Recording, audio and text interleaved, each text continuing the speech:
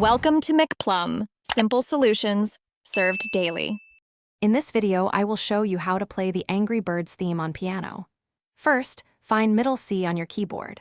The iconic main melody begins with the notes G, E, F, G. You will primarily use your right hand to play these notes. Remember to start slowly and focus on hitting each note clearly. This foundational practice will build your confidence and accuracy for the rest of the song.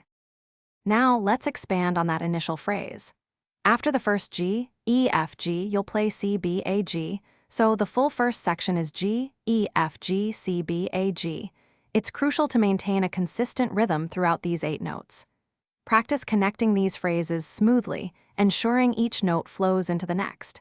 This helps capture the playful essence of the theme.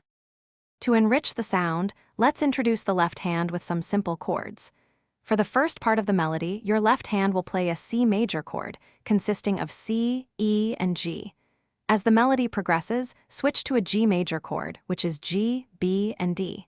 The key is to coordinate both hands, starting very slowly. This adds depth and harmony to the familiar tune. Now, it's time to combine both hands and play the full Angry Birds theme. Remember to practice in short, manageable sections, perhaps 4 to 8 notes at a time.